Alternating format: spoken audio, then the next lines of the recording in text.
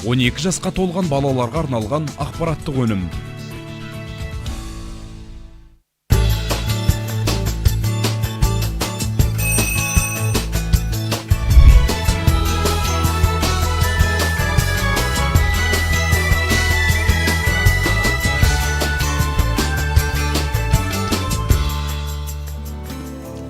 Ұлы даланың төсінде еркін көсіліп өскен қазақ елі арайланып атқан таң сәттілікке толы болсын. Қайырлы таң, құрметті көрермен. Қайырлы таң, құрметті телекөрермендер. Эфирде Қайырлы таң Жамбыл бағдарламасы өз жұмысын бастайды. Бүгінгі сіздермен бірге эфирде болатын Ерсұлтан Нүсіпжанов және мен Виолетта Ким.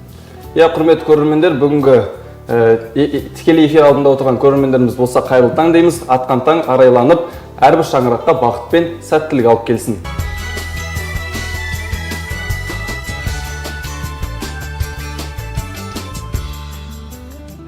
Құрметті телекөрермендер, осындай керемет Абайдың сөзінен кейін біз эфирімізді жалғастырамыз. Эфирде Қайырлы таң Жамбыл бағдарламасы. Біз бүгін сіздермен 2 сағат уақытында қарапайымдылық туралы ой қозғап жатырмыз. Осы біздің студия төрімізге қонақ келіп жатыр екен. Әріптес Ерсұлтан, таныстыра өтсеңіз. Құрметті көрермен, біздің қонақжай студиямыздың төрінде Бауыржан Момышұлы атындағы Қазақ классикалық гимназиясының өзін-өзі тану пәні мұғалімі Рахманбердиева Айдана Ахметқызы. Қош келдіңіз. Қош көрдік. Көңіл күйіңіз қалай? Жақсы, керемет, рахмет. Жаңа күн, жаңа жаңалықтарға толы болсын деймін. Тамаша, енді күніңіз әдеттегіден өзгеше басталған шығар. Осы жайында бөлісе отырсаңыз? Әдеттегідей таңертеңгілік уақытта ерте тұрамыз, таңғы асымызды ішіп, жұмыс барысына дайындаламыз.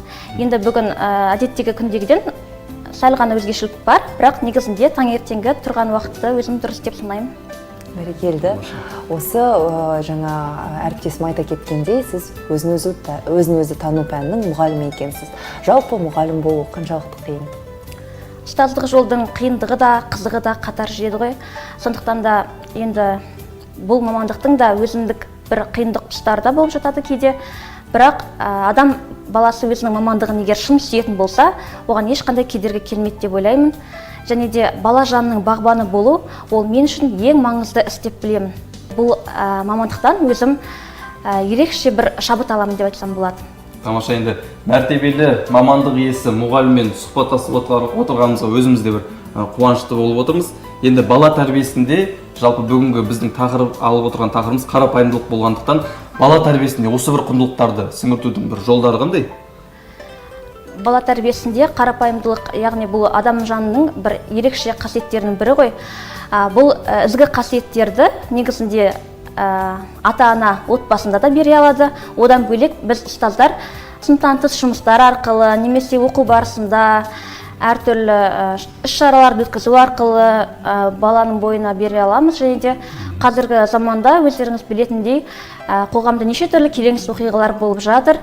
Оның ішінде террорлық әрекет, зорлық зомбылық, тонау, ұрлық-қарлық, тастанды балалар деген сияқты осындай бір келеңсіз оқиғалардың алдын алу үшін біз баланы кішкентайынан бастап осындай ізгі қасиеттерге, қарапайымдылық болсын, қайырымдылық болсын, ізгілік, жанашырлық деген сияқты барлық рухани құндылықтарды бойына сіңіретін болсақ, онда әлемде барлығы да өз орнында, өз деңгейінде болар деп ойлаймын.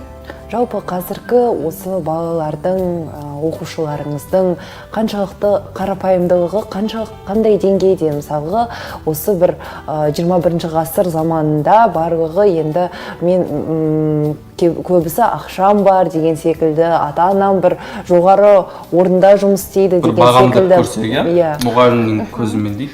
Дұрыс айтасыздар, әрине балалардың арасында қазіргі заманда бәсекелестік басым болып отыр, жасыратыны жоқ. Дегенмен де олар қазіргі әлеуметтендіру, яғни біз жұмыс жасаймыз, сынып жетекшілік өзіміздің сыныппен жұмыс жасаған уақытта біз осы теңсіздік туралы көбінесе сөз қозғаймыз. Яғни ауқатты балалар өзінен әлеуметтік жағдайы төмен оқушыларға қысым көрсетпеуге, немесе тағы да басқа моральдық қиындықтар тудырмауға біз алдын ала жұмыс жасаймыз. Және де әлеуметтік психологиялық жұмыстар, құқықтық жұмыстар деген сияқты атқарылып отырады. Енді жалпы айтқанда аса бір қатты айырмашылық жоқ деп ойлаймын. Енді жаңа өзіңіз айтып қалдыңыз, гимназияда осы бір бағытта бір белестерді бағындыруға бағытталған іс-шаралар атқарылып жатыр дедіңіз. Осы турасында айтып өтсеңіз, ол қандай іс-шаралар? Әрине, тәрбие бағытында әртүрлі іс-шаралар, ауқымды жобалар іске асырылып отырады, және ол әр жылы оқу жылында өзгеріп, ауысып, жаңарып отырады. Мысалға айтатын болсам, биылғы оқу жылында бізде сан түрлі жобалар іске асырылып жатыр. Оның ішінде дәстүр мен ғұрып жобасы, және де үнем қоғам көзі деген, кешегі түлек, бүгінгі тірек деген сияқты тағы да басқа әртүрлі жобалар іске асырылып жатыр. Оның ішінде дәстүр мен ғұрып жобасына келетін болсақ, ата-бабамыздан қалған, бізге мұра болып қалған, ұмыт болып бара жатқан дегенмен де маңызға ие көптеген ұлттық ойындар болсын, ұлттық құндылықтарымыз болсын, тағы да басқа балаларға беретін біздің барлық салт сана дейміз, дәстүрлеріміз дейміз, осы бойына сіңіретін әртүрлі іс-шаралар орын алып жатыр.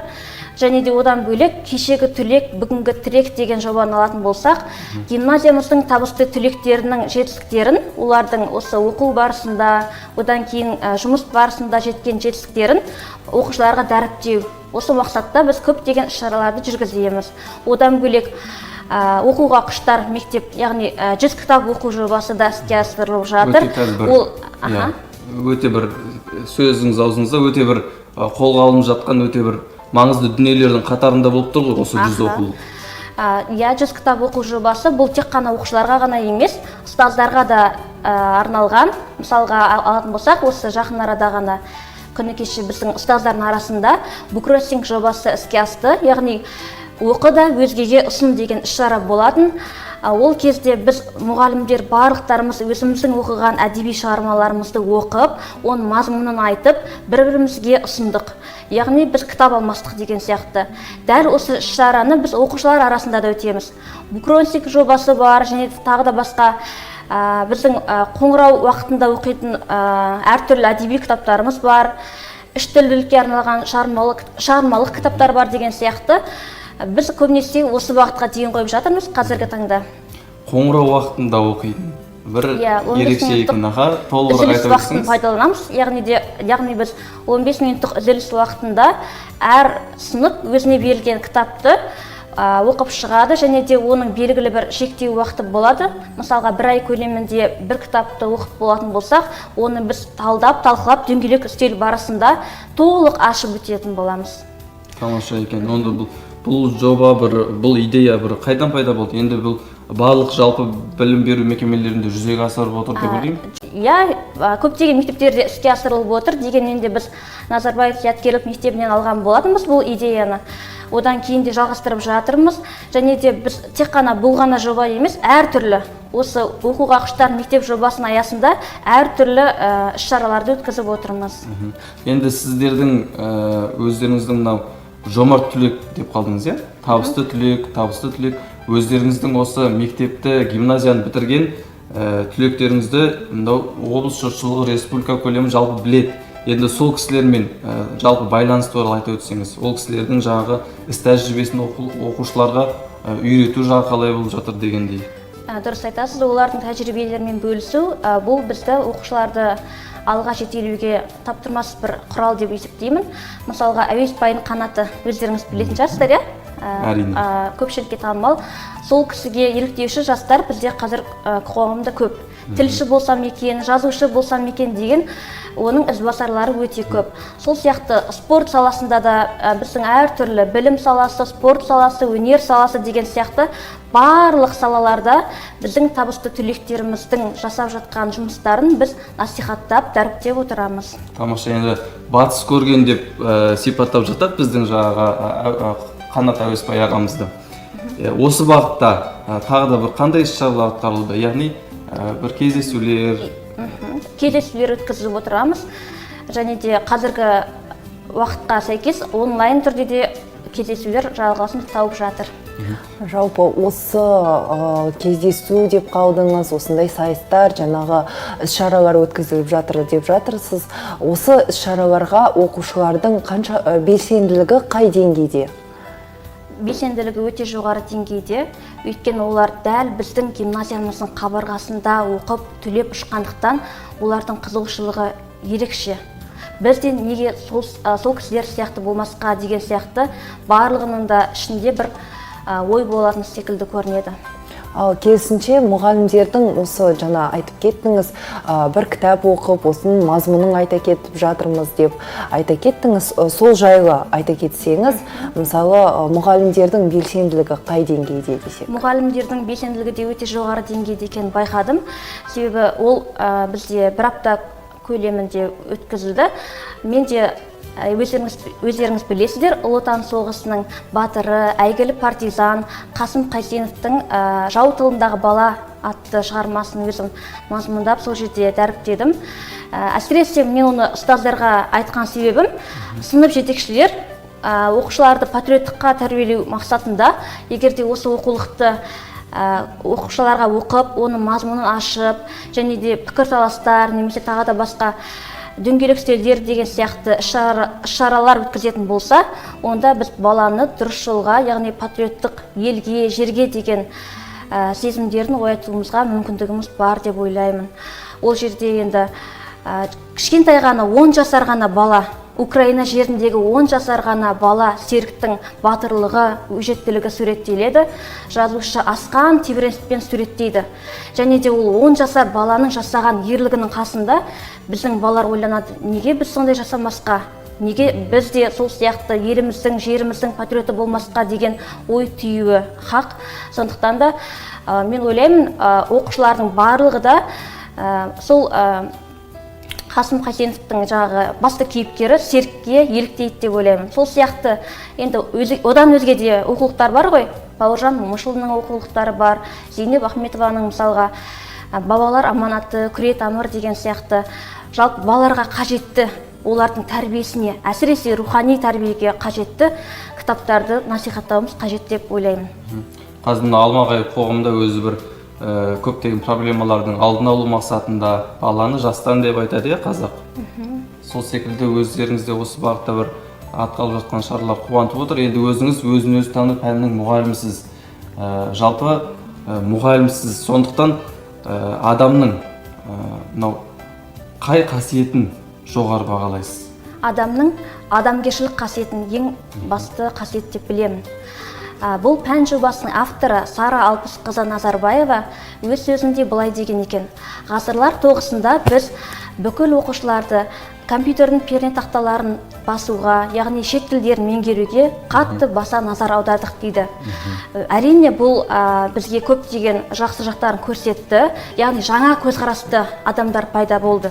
Дегенмен осал тұстары да бар. Мысалға алатын болсақ, барлығы ақпараттық технологияның заманына, яғни қазіргі технология дейміз, әлеуметтік желілер, тағы да басқа қарыштап дамып кеткен техниканың заманында балалар рухани тәрбиенің аздығын көрсетті. Сондықтан да біз оларға бірінші математикалық немесе жаратылыстану бағытындағы деген сияқты есеп қисап жазудан бұрын біз оларға рухани тәрбиені беруіміз қажет деп санаймын. Сара Алпысқызы Назарбаева өз сөзінде былай айтқан екен: мен балалардың әрдайым бақытты болуын және бақытты болуға деген ұмтылысын, және олар кім үшін, не үшін және қандай мақсатта өмір сүретінін өздерінің ұғынғанын қалаймын дейді. Енді бұл пәнге тағы да тоқталатын болсам, бұл пәннің ерекшелігі сонда, яғни руханилықтың басым болуы. Қазіргі қоғамда руханилықсыз білім беру, адамгершіліксіз кәсіпкерлік үлкен зардап тигізеді қоғамға. Сондықтан да олар басты назарда біз рухани адамгершілік тәрбиеге бет бұруымыз қажет деп ойлаймын. Мысалға алатын болсам, бір адамгершілік туралы бір оқиға есіме түсіп отыр. Біздің пәнде әңгімелесу айдары болады. Сол уақытта біз көбінесе мұғалім сыйы ретінде әртүрлі аңыз әңгімелерді айтып отырамыз. Мысалға, физика математика факультетінде оқитын бір профессор бір күні оқушыларға өмірлік сабақ беру мақсатында тақтаға бір санын жазады да, бұл балалар біздің адамгершілігіміз дейді. Егер де сіздер адамгершіліктеріңізді арттырғыларыңыз келсе, онда сізге тағы да қасиеттер қажет болады. Мысалға ақылдылық, табандылық деген сияқты деп 0 санын жазып қояды. Бұл сіздердің табандылықтарыңыз.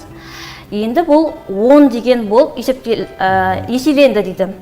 Енді сіздерге тәжірибе жинақтау қажет. Бұл тағы да бір 0 деп, енді 100 болды деген сияқты асыра береді, 1000 еселенді, 100 еселенді деп. Сол уақытта бір кезде қарап отырып, балалар таңғалып отырады. Зеректік, ақылдылық, тәрбиелік, тәртіптік деген сияқты барлық қасиеттің маңыздылығын ұғынып отырған уақытта профессор 1 деген санды өшіріп тастайды. Сөйтеді де айтады: балалар, көрдіңіздер ме? Адамгершіліксіз берілген білім ол адамзаттың қас жауы, яғни барлық жағдайда бірінші адамгершілік қажет. Егер сіздің бойыңызда адамгершілік қасиеті болмаса, онда сіздің жиған тергеніңіздің барлығы да, тәжірибеңіздің бәрі де көкке шығады деген екен. Өте бір ой салалық дүние екен, біздің көрермендерімізге бір пайдалы ақпарат болды деп ойлаймын. Енді қарапайымдылық сіздің пікіріңізше немен өлшенеді? Қарапайымдылық ол адамның ізгі істермен, барлық бір ұсақ түйек болса да адамның жақсы іс-әрекеттерінен көрініс табады деп ойлаймын. Мысалға, қарапайым адамдар, олар еш уақытта тәкаппар болмайды, менмендік қасиет деген сияқты, астамшылдық деген қасиет оларда мүлдем болмайды. Сондықтан олардың жасаған әрбір іс-әрекеті тек қана жақсылық жолында болады. Және де қарапайымдылық қасиеті бұл адамның, айтып отырық қой, ең бастапқы қасиеті. Адамгершілік қасиеттерінің ішіндегі ең басты және де маңызды қасиет деп ойлаймын.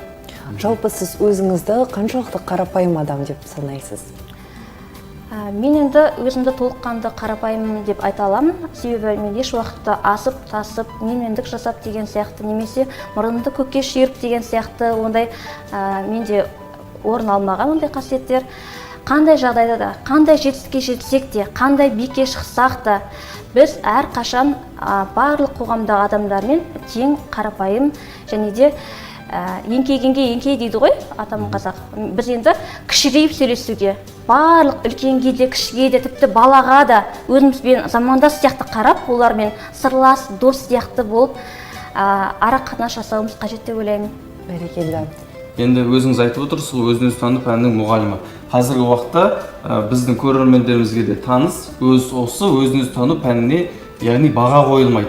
Осы баға қойылмайтын пәннің бағасын, өзінің бір құндылығын айта өтсеңіз. Яғни көп адамдар жайбарақат қарайды, былайша айтқанда. Балалардың рухани адамгершілік тәрбиесі, олардың рухани білімі еш уақытта бағамен өлшенбеуі тиіс. Олар әр қашан өзінің ойын ашық айтып, өзінің барлық мақсаттарын, жоспарларын барлық шынайы түрде болу керек. Олар тек қана ашық айтуы тиіс, оның біз рухани алған білімін ешқандай бағамен өлшей алмаймыз. Және де бағасыз ақ біз оларға жақсы талап қойып, оларды алға жетелейтін іс-әрекеттер жасай аламыз деп ойлаймын.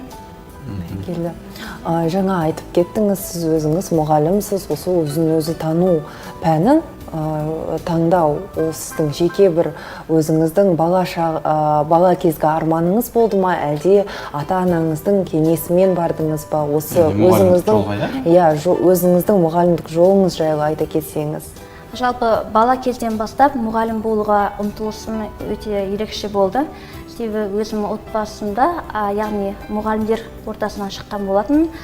Ең алғашқыда анама еріктедім. Балалық шағымда 5-6 жас шамамен сол уақыттарда мен үйде оқушыларды жинап, көрші балаларымды жинап сабақ өтетін. Мектеп сабағын деген сияқты. Басқа оқушылар ол кезде басқа да ойындар ойнап, қызықтап жүретін болса, мен ол кезде мұғалім болуды қатты аңсаған екенмін, армандаған екенмін. Әлі де еміс-еміс оқиғалар есімде. Сол өзімнің құрбы-құрдастарымды әріп тануға, есеп шығыруға үйреткенім бар. Ал дәл осы пәнді қалай таңдадыңыз? Бұл пән жалпы 2010 жылы ашылған жаңа пән болатын. Мен ол уақытта енді ғана мектеп табалдырығын оқып тәмамдап енді ғана үлкен өмірге аяқ басқан уақытта мен бұл мамандықты таңдадым. Енді мен ойладым, ол уақытта әлеуметтік педагогика және өзін-өз тану мамандығы ашылған уақытта мен әлеуметтік педагогика, яғни балалардың әлеуметтік жағдайы, олардың әлеуметтендіру деген сияқты тағы да басқа іс-әрекеттерді жасаймын деп ойладым, және де өзін-өз тану пәнінен мұғалім болсам ба деген ой болды. Бірақ енді адамның өзінің ішкі қалауы болады ғой, бәрібір де мені мұғалімдік сала өзіне қарай тартып тұрды. Сондықтан мен әлеуметтік педагог емес, өзін-өзі тану пәнінің, яғни екінші нұсқаны таңдадым. Және де бұл енді балаға деген сүйіспеншілігімнің белгісі шығар. Және де қазіргі уақытта да балалардың риясыз сүйіспеншілігіне бөленіп жатырмын. Олардың жүрегіне жол тауып, өзіме деген олардың сый құрметтерін көру, бұл мен үшін асқан бір мәртебе деп ойлаймын. Бәрекелді. Осы жаңағы өзін-өзі пәні, өзін-өзі тану пәні, ол көбінесе бір психологиялық пән десек те болады. Себебі жаңағы мен мектепте оқыған кезімде де есіме түсіп жатыр. Біз түрлі релаксацияларды жасадық. Сол себепті жалпы осы өзін-өзі тану пәнінің мұғалімі болғанға оқушылардың қаншалықты жиі сізге келіп кеңес сұрауы, немесе бір мәселемен келіп осы психологиялық тұрғыда бір кеңес сұрайды десек? Дұрыс айтасыз. Балалардың біз көбінесе психологиялық жағына да көңіл бөлеміз. Әртүрлі сауалнамалар, тренингтер алып отыратын кездеріміз де болады. Және де одан бөлек балалар өздері сырласу ретінде жүгінетін кездерде болып жатады әрине. Мен ол уақытта оларды жылы қабылдап, олардың деңгейіне түсіп, сұрақтарын барып, өзімнің ықыласыммен тыңдап, оларды шешу жолдарын айтып жататын кездерім де болады. Және де бір сабақ барысында көбінесе жағымды күйге келу жаттығуы бар, топпен ән айту жаттығуы бар деген сияқты көбінесе біз балаларға көңіл күй сыйлаймыз. Сондықтан да балалар біздің пәнді ерекше жақсы көреді, асыға күтеді. Енді осы орайда айта отырыңызшы, біздің көрермендеріміздің назарына пән мұғалімі ретінде жалпы бала тәрбиесінде ата-ана ең бірінші неге көңіл бөлу керек? Бала тәрбиесінде ата-ана оларды қолдауына, яғни қолдау керек. Көбінесе ата-аналар оларға бұйрық беріп сөйлейді. Негізінде бұйрық раймен емес, оларға өтініш білдіріп сөйлейтін болса, балалар әлде қайда олар ата-аналарды тыңдап, кішкене мінездер жұмсарып деген секілді мейірімділік қасиеттері оянар еді. Оларға еш уақытта жекіп сөйлеуге болмайды, нұсқап сөйлеуге болмайды. Оларды өздерінің, айтып отырмын, құрдастары секілді, құрбы құрдастары секілді өздерінің деңгейіне сай етіп сөйлесетін болса, бала әрқашан ашылып, ойындағысын еркін айта алады. Яғни баламен санаса білу керек. Санаса білу керек, дұрыс айтасыз. Енді біздің студиямыздың төріне келіп, өзіңіздің жаңалықтарыңызбен, өзіңіздің пайымды пікірлеріңізбен бөліскеніңіз үшін алғыс айтамыз. Алдағы уақытта сізге шығармашылық табыс тілейміз. Енді біздің көрермендерімізге өзіңіздің ақ тілегіңіз болса. Жалпы көзі қырақты көрермендерге айтарым, барлықтарыңыз денсаулықтарыңыз зор болсын. Әрқашан әр бастаған бастамаларыңыз, әрбір жасаған іс-әрекеттеріңіз сәтті жүзеге аса берсін. Әр уақытта тек Алла жар болсын. Бәрекелді, сізге де рахмет. Осы өзін-өзі тану пәнінің бір ерекше жерін айта кеттіңіз. Осындай керемет сүбелі сұхбат болды деп десек те болады. Ал біз ары қарай өз эфирімізді жалғастырамыз. Құрметті көрермен, біз бағдарламамызды одан әрі жалғастыра отырып, келесі кезекті білгенге маржан айдарына береміз.